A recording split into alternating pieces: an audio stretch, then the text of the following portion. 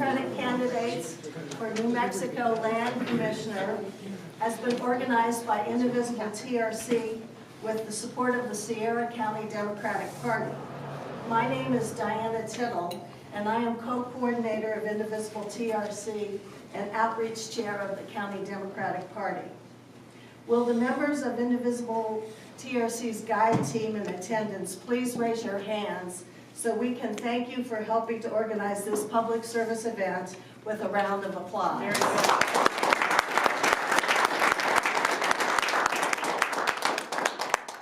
I'd also like to thank the officers of the County Democratic Party who enthusiastically helped with the publicity and promotion of this forum. Thank you all very much for coming out tonight to learn more about the qualifications, visions, and policy positions of the three Democrats in the race for this high-impact position. The State Land Office manages 9 million acres of trust lands with a staff of 160 and oversees the generation of more than $700 million in annual revenues distributed to 23 beneficiaries. Most importantly, our public schools, universities, and hospitals. Film editor Julie Rackow will kill me for mentioning that she has volunteered to make a video of the proceedings that will be mounted on various websites, including that of the Sierra County Democratic Party, to assist the general public in making an informed decision about which of these three individuals will make the best steward of our trust lands. Now it is my honor to introduce the Democratic candidates for New Mexico State Land Commissioner. Starting on stage left, small businessman George Muñoz has served in the New Mexico Senate since 2009, representing District 4, which encompasses the Farmington, Grants, and Gallup areas. Educator Stephanie Garcia Richard has for 3 terms represented New Mexico House District 43, which encompasses the Albuquerque, Espanola, Santa Fe, and Los Alamos areas. She is the current House Education Chair. Garrett VeneKlasen, the former owner of a small travel company, is Executive Director of New Mexico Wildlife Federation, from which he has taken a brief leave of absence to run for Land Commissioner. Thank you all for making yourselves available on a weekend night to take questions from our audience, and also for agreeing to stay on for the small reception following the Q&A session so that our audience members will have a chance to meet and speak with you personally. Tonight's forum will begin with opening statements of up to 3 minutes in length by each of the candidates. Then we will have approximately 40 minutes for questions. The forum will end with closing statements of up to 3 minutes in length by each of the candidates. The order of speaking will be, and I hope you won't mind if I use your first names to make this a little easier. For the opening statements, George will speak first, followed by Stephanie, and then Garrett. During the Q&A session, the first question will be Stephanie's to answer first, and then we will rotate through the order, stage left to right. And finally, during the closing statements, Garrett will speak first. This gives each of the candidates a chance to speak first, which I think is the fairest way to proceed here. Each audience, we have some ground rules for you. Please bear in mind that the questions you will ask will be answered by all 3 candidates. The privilege of being first to respond, as I said, will rotate in order, stage left to right, among the 3, starting with Stephanie. Each candidate will have 1 minute apiece to answer each question. Our timekeeper will hold up signs letting the speakers know when they have 30 seconds left in the case of the opening and closing statements, and 15 seconds less in the case of their answers to questions. Please raise your hand if you wish to ask a question, and I will recognize you. Please stand so that everyone can hear you, and please start by stating your name and community. So that as many questions as possible can be accommodated, we would appreciate your keeping yours to the point. The purpose of this forum is informational and educational, not confrontational. We ask everyone to maintain civility toward all of the candidates and neither to applaud or dismiss their statements and answers. So let's begin with the opening statements, starting with Senator Muñoz. Thank you, and thank you guys for putting this together. I'm glad the door's open, the wind's not blowing 70 today. I've had a week full of that. I'm State Senator George Muñoz, and what I want to tell you is, you know, when I was born and raised in Gallup, and my father was the mayor there for 16 years, we marched from Gallup to Santa Fe to drive up liquor windows and change the DWR rate, because we were labeled as Drunk Town USA in America. And he did that because he cared about his friends and the people he grew up with in New Mexico. When he did that, he taught me a lesson. He says, you know, you got to become a fighter, and you got to fight for what you believe in and what needs to happen in New Mexico. As a legislator, I've done quite a few things, but they've all been things that people care about or fight for in New Mexico. The main reason I'm running for this land commissioner race is I've been in the legislature for 10 years, and I've watched that roller coaster ride with our education. We're so dependent on oil and gas in New Mexico to fund education. We get 50th in education in New Mexico. We can no longer do that. We have to become self-dependent. We can't ride the oil and gas roller coaster any longer. And the way we do that, that's with renewable energy in New Mexico. We know that coal's going away in 2032, and we do not have that energy plan in place in New Mexico. So we are not buying power from other states. We are producing our own power in New Mexico, keeping our costs low. And when we produce that power through wind, solar, storage, right, transmission, everything crisscrosses New Mexico.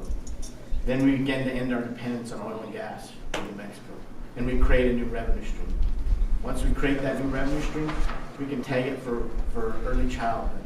And then they have a stable revenue stream that's in place for as long as those power lines are producing energy. They are no longer riding the roller coaster ride.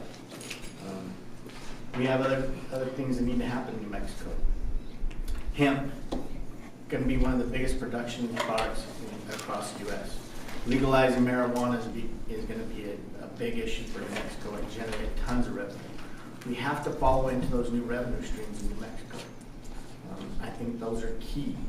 That's why in Senate Finance, when they sit there in LFC and we create that budget every year, is we're trying to guess how much oil and gas revenue we're going to have, right? We can't do that. We have to come back and say, here's a way to stabilize our economy, stabilize revenues in New Mexico, and give education a 5-year, long-term funding and stable. So thank you for your time. Good afternoon, everyone. It's great to see such a great turnout here. I am Stephanie Garcia Richard. I was born in rural New Mexico, and I was raised in rural New Mexico, right over the mountain in Silver City. I grew up in the nation's first designated wilderness, the Gila. I spent summers floating down the Gila River without a raft or a tube. So New Mexico's wild places have really formed me and made me the person I am. But it wasn't until I came to the legislature that I understood that we're going to have to care for the land and animals in our wild spaces. And so I spent my career in the legislature carrying bills for more humane treatment of wildlife when they interact with humans, supporting legislation to ban animal killing contests, to ban trapping, to ban poisons on our public lands. And I've worked on land issues in my district, the Jemez Mountain Range, for the last 3 terms, 6 years in the state legislature. And that's the reason that our former commissioner, Ray Powell, decided to tap me to take his place in the primary when he could no longer run.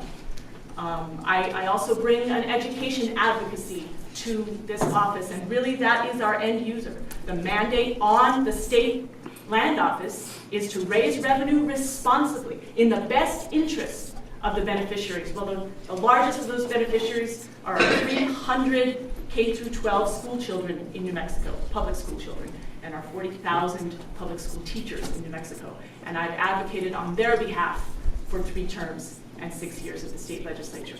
So I want to bring that advocacy in protecting wildlife, protecting the environment, and just my record of voting for democratic values, of standing up and not backing down from a fight, like when I took on the NRA in background checks. I want to bring that advocacy, that loud voice, that experience and expertise to the land office. And so I'm very excited and interested today to talk about all of the potential. I mean, this office really excites me because we are at a transformational point right now with our climate reality the way it is, with health concerns over climate change.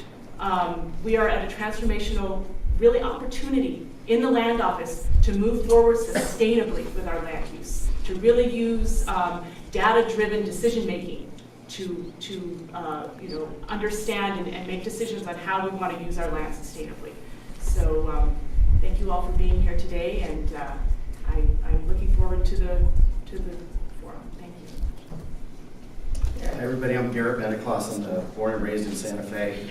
My background is conservation and environmental activism. That's my day job, and we really are in a crisis. We're in a local crisis. We're in a state crisis.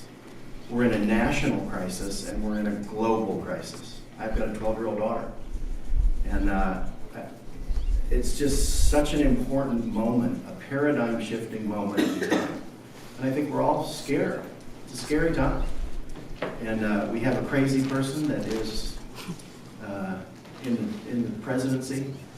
And if we don't stop the craziness right now at this moment, what is the world going to look like for my daughter? And to me, it's really, really important to stand for the values that are the values of this state and the values of democracy also that have been undermined in such a horrible way. It's going to be up to states, and especially Western states, to turn the ship and make the paradigm shift go in the other direction. And it's going to be a fight. We have a fight on our hands. Look what's going on the border. Look what's going on with the EPA. Look what's going on with the Clean Water Act, Clean Air Act. We as states have to absolutely create a new set and standard and level of policy that is the envy of the world. Because in New Mexico, we think 7 generations ahead, right? And we talk about one of the mandates is to generate revenue for the land office, but one of the other constitutional mandates is stewardship of 9 million acres of watershed and habitat. It's up to the land commissioner to steward these lands so that far into the future, the health of these lands and watersheds are intact. And again, my background is policy planning, both federal and state. And this is really important because you have to know what's going on with the Antiquities Act, Clean Air Act, Clean Water Act. All these different pieces of federal policy are going to be impacting state policy, but what's even more exciting is that state policy is going to drive federal policy. And that's what's so exciting about this, and the bully pulpit of this agency. If a state land manager was throwing missiles back at President Trump saying we don't want a border wall, that we want to protect our apex predators, that we want to protect our endangered species, that's what's at stake here. And, again, I've heard some really great endorsements, conservation voters in New Mexico, Sierra Club, Senator Heinrich, Indivisible, Roswell, Our Revolution, Albuquerque, Our Revolution, and Jim Baca, former land commissioner. I just think that I'm uniquely suited as a policy and planning expert to manage and steward these lands and transform them in a new, and protect them in a new, exciting way. Thank you, guys. Okay. Now we will start with questions from the audience. I'll remind everybody that your question will be answered by all 3 candidates. The first person to answer the first question will be Stephanie. Who would like to ask the first question? Don't be shy. Not all at once. John. Yeah, I'm Jonathan Cartland. I've 10 years in Trigger Consequences and 25 before that, we were in Rio Arriba County. And I love what you all said. And this is a question. Oh, I've got so many questions. But the one right now, the idea of making New Mexico a leader in solar energy, that's a lovely idea. I don't know how you would accomplish it. And for the other two, I'd like to know what you think about solar energy and how you might approach it. Thank you. So there are many issues to which the land office can bring its high profile and weight to really spearhead and advocate forward and to point the way for our state. I think the development of renewable energy is one of those things that the land office really should put its heavy weight behind. Now, you're right, it's not going to happen overnight. What it takes is a transmission buildup. Because we can generate all of the solar power that we want to, we can't transmit it anywhere. What good is it? So there are transmission lines that have been in process for a decade. The land office absolutely should weigh in on those debates because of the land status nature of New Mexico, very crisscrossed in terms of land ownership. The land office really needs to weigh in on the transmission debate. But I would encourage us, beyond just powering New Mexico, to look to our markets west, who are going to be hungry with all of the mandates they put on themselves for renewable energy, and that is something that we can have a premium on in the state to sell to markets west. Garrett. So we're 48th in the nation, right? In renewable energy, it's shameful. We have the second highest potential in the nation for wind and solar. But there's real obstacles to this, and the utility question is a challenging one. There's three main players: SunZia, Tres Amigas, and Cleanline. The only one that's really been built is SunZia. But we can build these things out if there's a political will to do that. We can do this and fast track it. And this is going to take collaboration, not only with the land commissioner, because we have 9 million acres to do this, but it's going to take collaboration between the land commissioner, the governor. The PRC is playing a critical role in this. And so I would urge you all to bring PRC candidates down here, and our legislative leadership also. They're right there. Good. So we have a moment in time, and I think that we should raise the bar very high, 50, 60, 70%. I think we can do it in a decade. So, but it's going to take collaboration and real planning. So. George? Thank you. So we know coal's going away in 2032. This last legislative session, we seen a bill, PNM bring a bill to shut down their plant and replace it with renewables. We already have the transmission in New Mexico. I have 3 power lines running from corner of Farmington into Arizona into California. The transmission is there. What we need is the will and the technology to start building massive solar plants in certain areas. And when we do that, we're naturally going to flow, our power is going to flow to other states.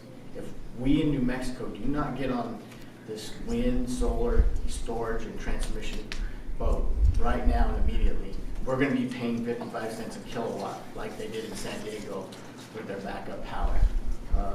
New Mexico's poised. You just need a leader with the will and the strength that really wants to get this done. But if we do not do this, we're going to lose. And we'll be 50 in power transmission again.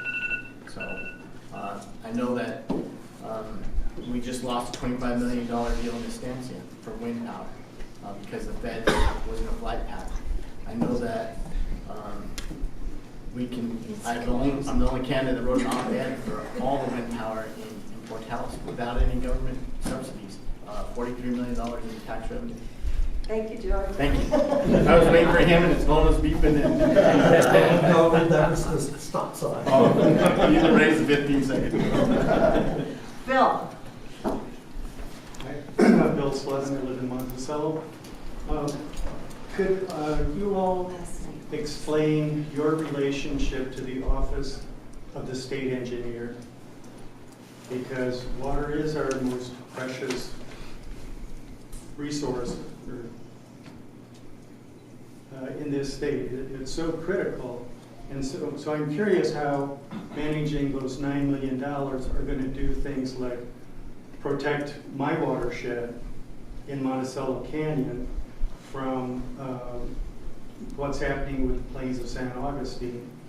So if you could each talk about water, your relationship to the Office of the State Engineer, I'd love to hear it. And we'll start with Garrett. So, I mean, my background is in working with Trout Unlimited, federal and state water policy and water quality. You know, the land commissioner, the state engineer is the one who really has the most authority, and NED also in terms of water quality, and feds also. But again, the bully pulpit of the agency, we have to modernize our water law. The use it or lose it model is terrible. We don't have any water protection. We need a statewide Aquifer and Watershed Protection Act that protects all of our water immediately. And we need to keep the frack out of our watersheds and our aquifers. The Salt Basin is one of the largest, under Otero Mesa, one of the largest and purest watersheds in the Southwest. Supposedly a million people for 100 years. That's how big that aquifer is.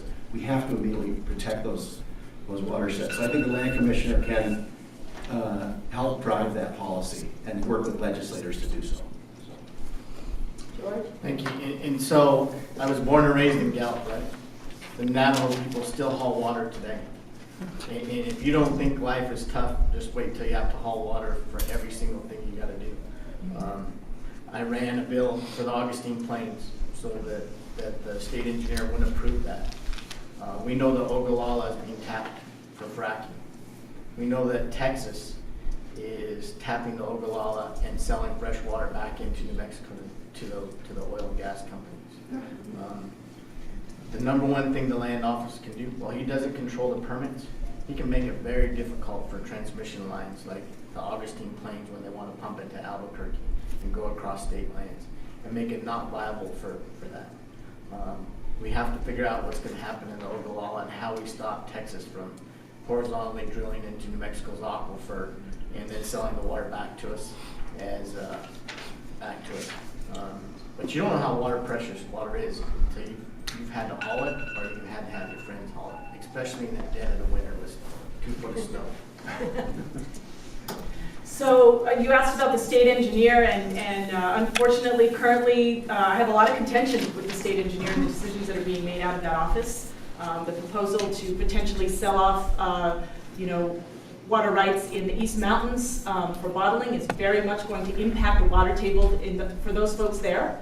This office is really about sustainable land use. So those are the questions that you need to ask the state land commissioner whenever there's a proposed land swap or a proposed use of a parcel of land. Does our water table, do our fragile aquifers support that use of the land? And right now, unfortunately, the Ogallala has been mentioned. I'm glad that was mentioned because we have predictions that within 50 years, that aquifer will be severely impacted. And the reason is people are using fresh water for fracking. And this office has absolute authority to not approve any new leases that will drill out of our very fragile aquifers and use fresh water for fracking. So I think we need to be looking to the office for leadership moving forward in use and protection of our water, absolutely. All right, next question, Leslie. Well, this is back on solar energy.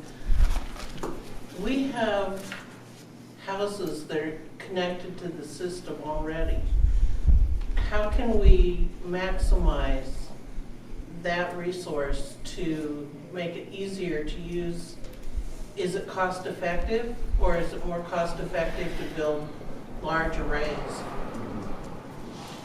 So if you're asking on back metering, is that the first part of your question? So the problem in back metering is you invest in solar in your house, and when you're low, they're charging you a certain rate.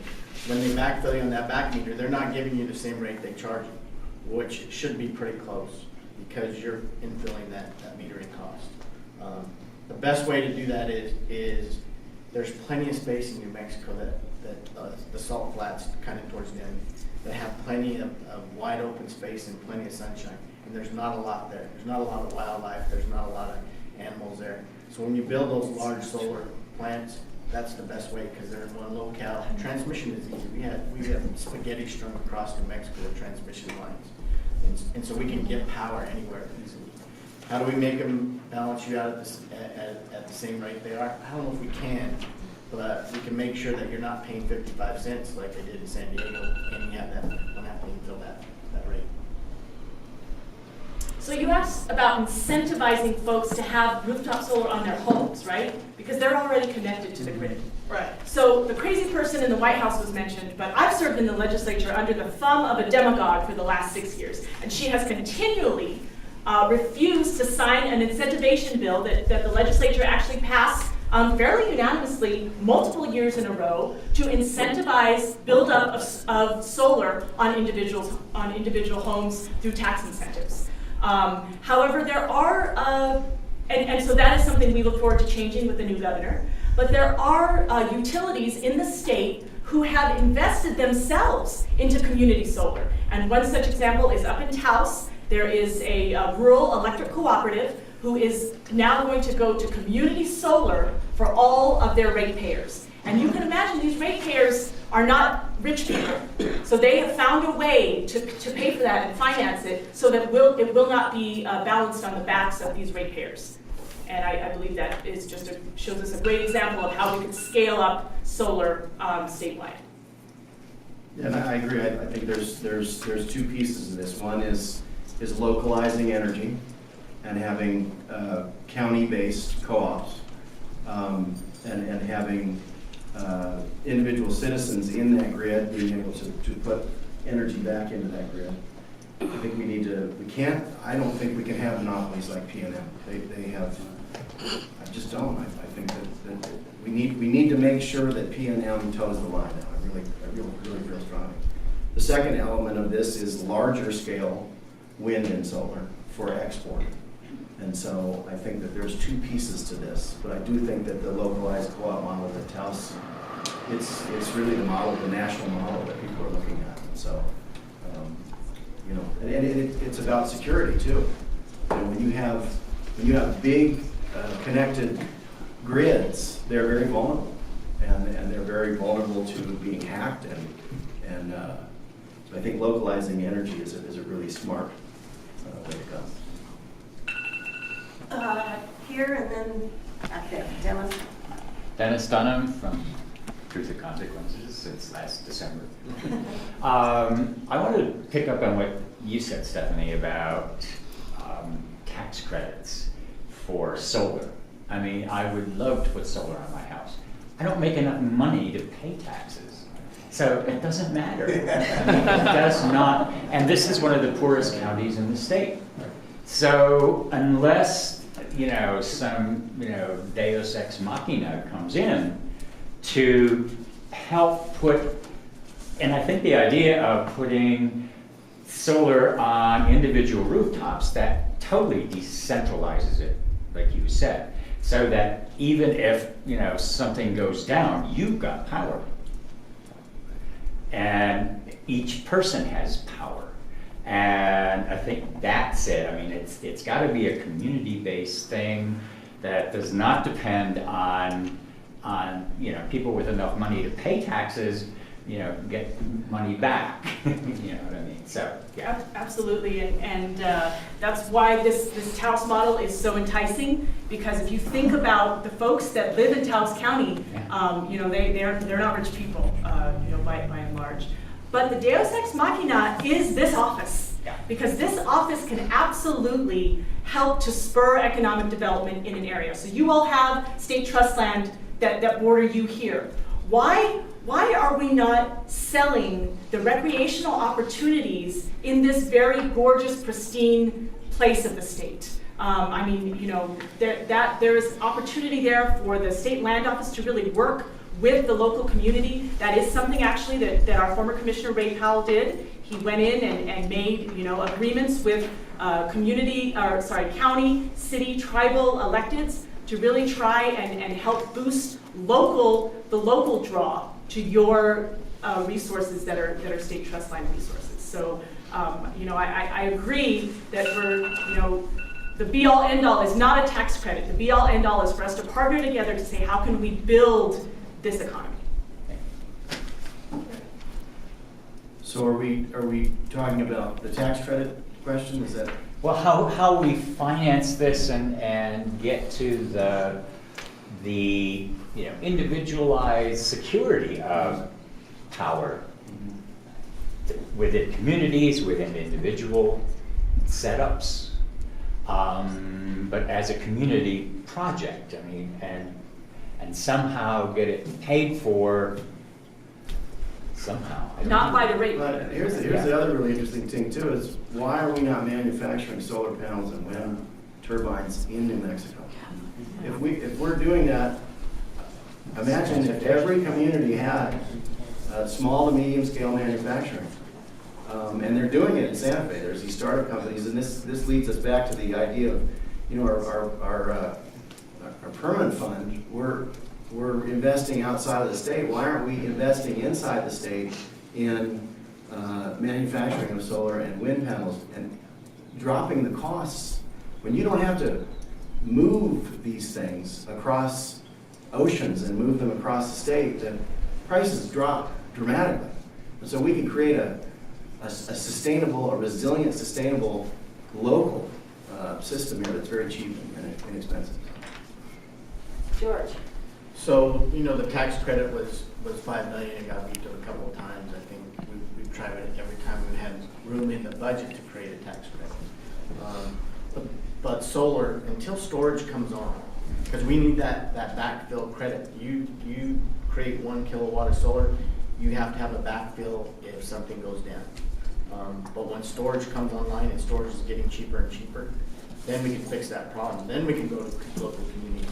But Kit Carson Co-op, who's 100% solar, has to have that backup kilowatt somewhere else. And that's all done through coal now. And so there we are, back on the rock. And so we need to fix that problem first. When storage comes in, we're on a cakewalk. It becomes cheap, it becomes available for everybody. The investors are going to come. Why don't we do solar panels in New Mexico? We did that. They went broke. The German company out of Albuquerque, we gave them $10 million of tax credit, and they went broke and moved out of New Mexico. And they're cheaper to import than they are to manufacture right now in the U.S. It's just, that's the market. All right. Yes, sir. Yes, Michael Melendez from Valencia County, and thank you for having this little forum. But my question is, given you win the primary, what is your plan for winning in November against your Republican opponent? Garrett, I think you're first. So this is one of the many reasons why I ran. I tried to help Mr. Powell get elected in the last go-round, and look what I've done. Did he sucker punched him at the end of the race, right? And this race, the Koch brothers and industry have, there's billions of dollars of your public resources that are being exploited in my mind. And Koch brothers and industry is going to play big in this race. And whoever wins this primary is going to have to raise, I think, between $800,000 and $1 million to win this race, because this is paradigm shifting. And so whoever wins this race, we better get behind that person to help them raise money. And it's about having a very organized campaign, a very strong media campaign. And really, I hate this. We need public financing, but this is going to be a money race. It really is. And every year we see it go up. Every time we have a race, we see it go up exponentially. And this is going to be the biggest year of all. So we better help whoever wins primary to give them financial support to win the race. George? So I'll tell you, I'm the only Democrat that can win this race. And it's because I'm from rural New Mexico. And rural New Mexico swings this race every single time. You'll see Democrats swing to the Republican side in rural New Mexico in the north, because all of rural New Mexico is ranching, farming, and what happens, this is their life. And this is what they care about in this race. I was just in Socorro Democrats and Republicans. I live in the rodeo ranch world. Nobody likes Pat Lyons. And everybody says you have to have a balance, someone that's moderate, that doesn't swing so far, and have an agenda coming into the land office. I was out in Amistad, exact same thing. I'll raise the money to win this race.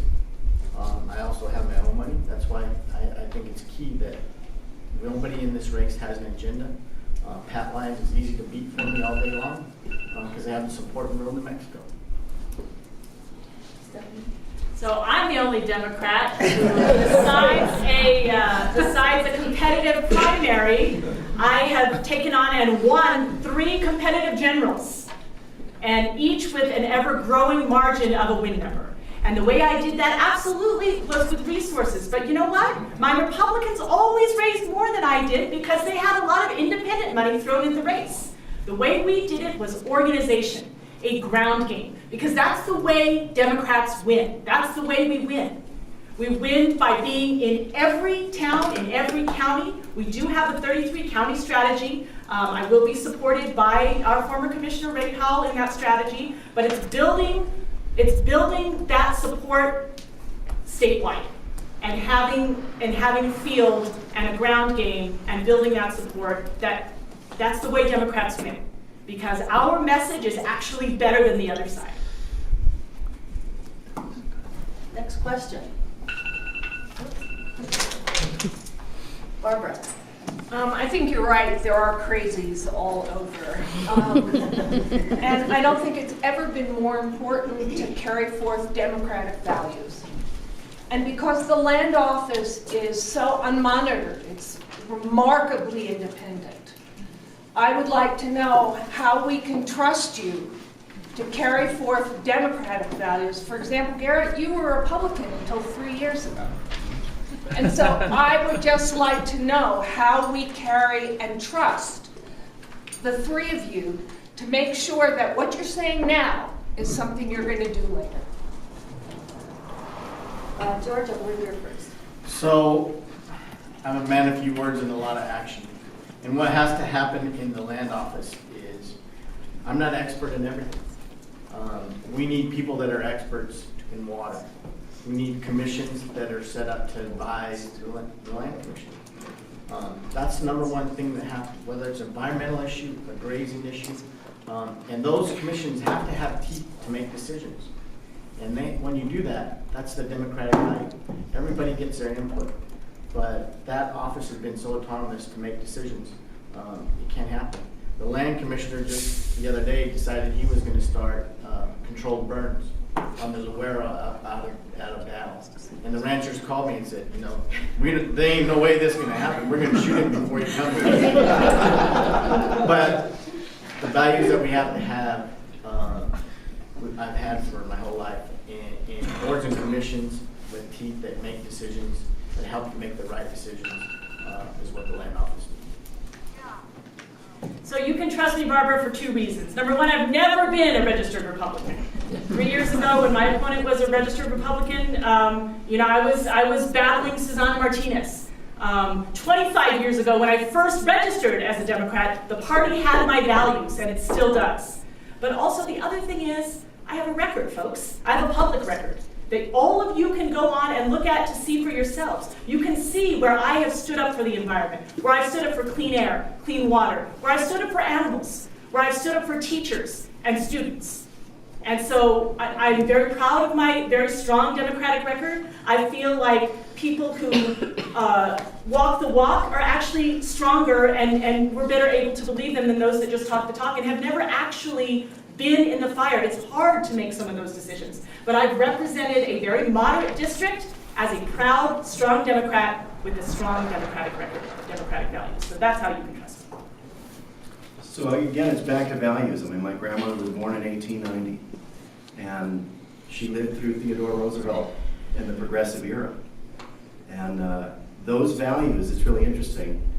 All the core values that she taught me about, she lived to be 102, this party espouses now. It's a cautionary tale. So my values have never changed, and I tried to fight for those values as a Republican, and watched them all go away. The final straw for me was when they did public land transfer as part of the Republican platform. That was it for me. And it's a cautionary tale for our party now, that things can get sabotaged if we don't hold on to our core values. My values have never changed. I'm an environmental activist. I mean, I'm hardcore when it comes to that stuff.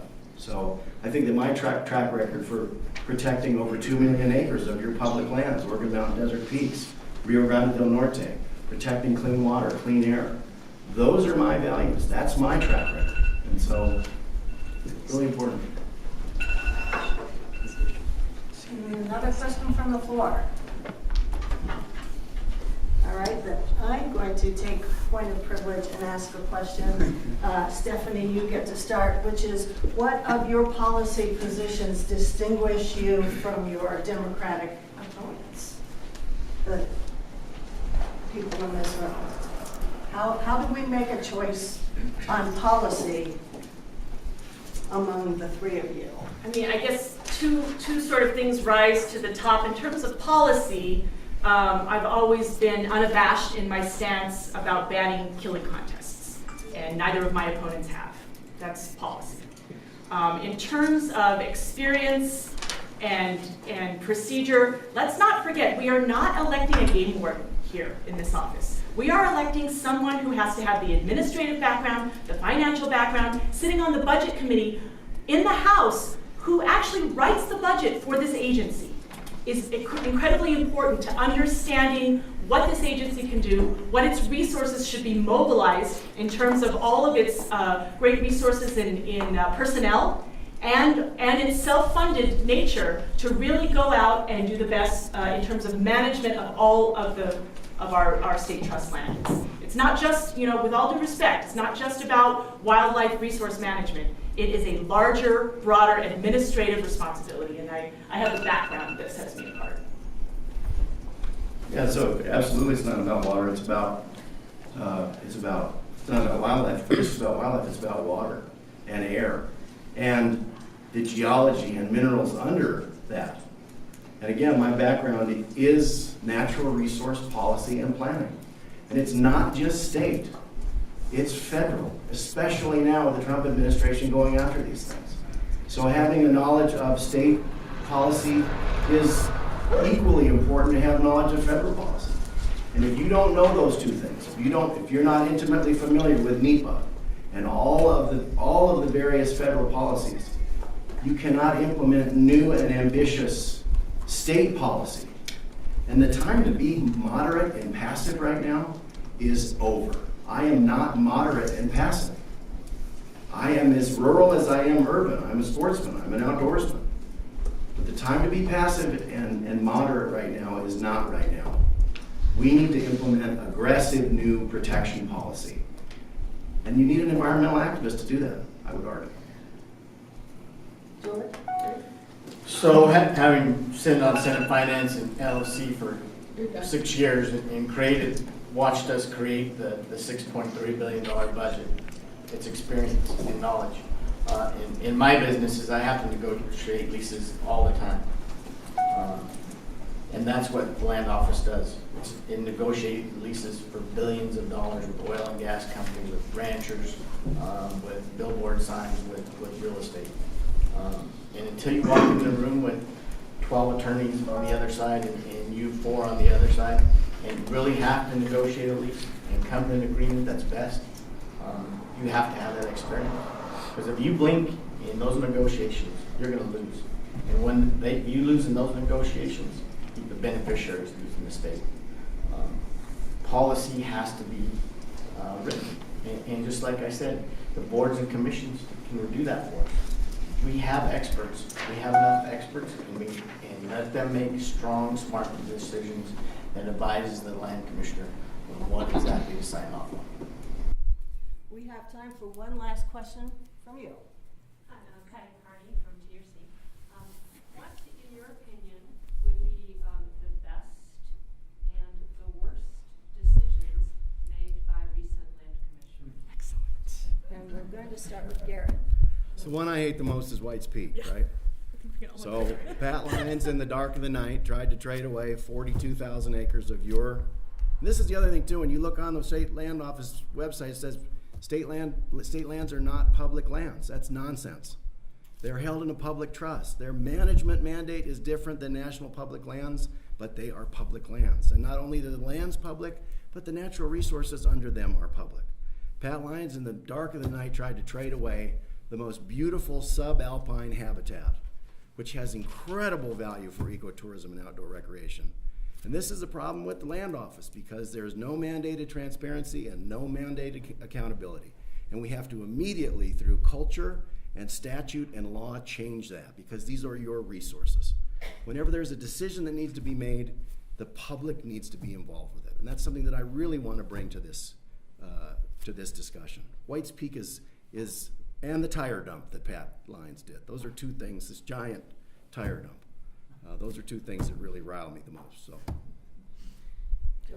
So, and I think a lot of land commissioners made a lot of mistakes.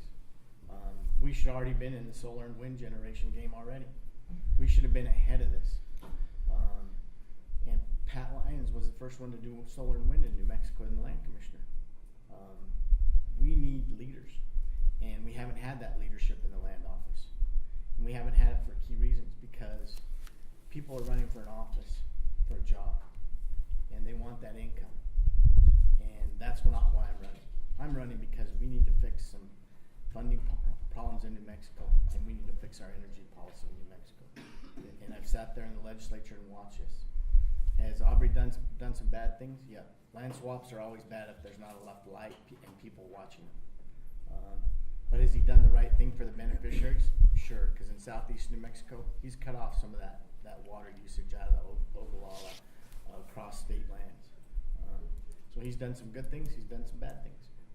But I think that's the number one reason between those two and former ones what I said. Thank you. So I think all of us up here can agree that closing off access to White's Peak was probably maybe the worst land decision in the history of the land office because it actually had to be reversed by the New Mexico Supreme Court. It was that bad. I think another one, though, that I'm just beginning to learn about is the proposed swap before us. Because essentially what it is proposing to do is take around 40,000 acres of pristine northern land within the Sabinoso Wilderness, within the Rio Grande del Norte Monument, and swap it for what is known as BLM disposal lands in the southern part of the state. And when I went in and met with staff from the office, I said, why did you choose the disposal land? It said, it was timely. They already had done all of the work on that land, and so we knew that we were going to get a fast swap. I said, is it in the best interest of the state to trade this pristine land for what we know as disposal land? And they said, well, this was in the best interest of time. So I really think that we are looking at someone, we need leadership, absolutely, but we need someone who has the best interests of the state at heart rather than doing something that's going to be quick. And now we're at the closing statement portion of the forum, and it is Garrett's turn to speak first. So again, I would just argue, and I would love for you all to consider, we're in a crisis right now, and we don't need a moderate in that office. We so need someone who is willing to take a stand, a really aggressive stand, and transform the policy of land and water and land use, the culture of land use, Western land use. And it's not just about New Mexico, it's about the West. It's about transforming the culture of land use from a consumptive 19th century model to a sustainable 21st century model. That's what I do, that's the way I think. And we have to protect these resources for future generations. We're in a crisis, we're in a drought crisis, we're in a water crisis, we're in a wildlife crisis. Mexican gray wolves dying off. All these species, these precious southwestern New Mexico species, jaguars, all these animals are dying off or being cut off. You're going to need somebody in that land office who is not going to be passive or moderate. And I would argue that is me, and I would also argue that my background in land and water and wildlife and natural resource planning from the ground to under the ground, my knowledge of geology, my knowledge of hydrology, my knowledge of wildlife dynamic. And I'm one of the only people that says that the 9 million acres that we have are they're Aboriginal lands. These are Native American lands, and yet the Native American community does not have a voice in the land office, on an administrative level, and not on the advisory board. Nor does the acequia parciantes or the land grant heirs. This is terrible, and this is true across the West. Bears Ears would not have happened if the Utah Land Office had Diné, Mountain Ute, on their administrative structure. I want to create a enviable land office that other Western states will look at and go, we don't have to exploit natural resources. We can use sustainable models for ecotourism, renewable energy, outdoor recreation, soil restoration. That is the direction that I want to take this land office. And I'm not going to be moderate or meek about it. And I'm going to stand up to oil, and I'm going to stand up to Trump. I told the Deming headlight, over my dead body, will you build a wall? That's the kind of person I am. And I really would argue that this, especially in this moment in time, the land office needs someone who is willing to stand up for these things and not back down. And this is not a political lily pad for me. This is the longest job interview I've ever been in. I urge you to look at my resume and choose my resumes. And I really appreciate your support and love to earn your support. So thank you guys so much. Thank you. George? So each and every day in my house, I get up. My wife's a principal. My son goes to a public school. And the land office is key to both of them. During the last session, I did a school safety bill, $40 million for safe schools. That money comes from the land office. Each and every year I go to the legislature, and we're so dependent on oil and gas. Are we going to fund our schools correctly this year, or are we going to make budget cuts? The reason I'm running for this office is because I'm tired of throwing out that life jacket to my kids, to my wife, to everybody's grandkids and children in this room. We can no longer ride that roller coaster ride in New Mexico. We need stability. I sat and talked with a bunch of kids today from all different schools about school shootings. You know what they said? I'm in a homeschool. I don't want to deal with it. When I dropped my kid off at school when he was little, I always thought things are going to happen at school, but he wasn't going to get shot. And we have to generate those revenues in New Mexico. Are we going to be able to get off our oil dependence immediately? No. But until we start with leadership that will take and not be afraid of doing the right thing for the right reason every single day, we're not going to end that. My mission is for the beneficiaries, for the schools, is to generate income. And that's the number one reason. We have to fix our educational problem in New Mexico. And we can do that by solar, wind, and transmission and ending that dependence. Then allow the legislature to fund early childhood and give funding back, stability back. Is there going to be some rough times? Sure. And nobody's perfect, and I'm not going to tell you I'm not going to make mistakes. But that's why I think the board and commissions with real teeth, giving people real answers and real input to the land office, overseeing those transfers, will fix the problem in New Mexico. So I'm asking for your vote. I'm asking for your support. I'm asking for the reason because every child matters in New Mexico. And I live in the poorest district with coal power plants, transmission, refineries, and I have to represent my people. But when you see people, and they talk about Native Americans in Diné, and I speak Navajo, until you see a person get up every day and haul water to their house, you don't know how tough life is. So I'm asking for your vote, and thank you. Ladies and gentlemen, I've been a damn good legislator. Both procedurally, I have a reputation for getting things done, and for not backing down from a tough fight. And electorally, I flipped a red seat blue, And we've grown the district in a blue margin ever since. And I'll give you an example. I entered the race months after my opponents. I haven't even raised the amount of money that some of them have spent, and I won the pre-primary. I have electoral strength. And why that matters is because this office is about the future of our state, our kids, our health, our environment. And so we need to elect a leader that's going to advocate on behalf of our state by holding industry's feet to the fire, by holding people accountable, by not backing down from a fight, by standing up against federal land grabs, by ensuring that oil and gas are paying their fair share through methane capture, through increased royalty rates that they should be paying, and for not allowing any fracking in our fragile aquifers. And these offices have such potential to really bring the hammer down on behalf of the citizens. And I'm going to give you an example of that. I just heard a story about the land commissioner up in Washington State who is also elected, who is also a single-member commission, and is also a woman. And she deals with a lot of leases around fish farms. And what happened over a number of years, very similar to what's happening in New Mexico, is that industry got lax on its regulations. But she has the power of the lease, right? And so what happened is a lot of the farmed salmon got released into the Puget Sound and decimated the Puget Sound. And what do you think the first thing she did was?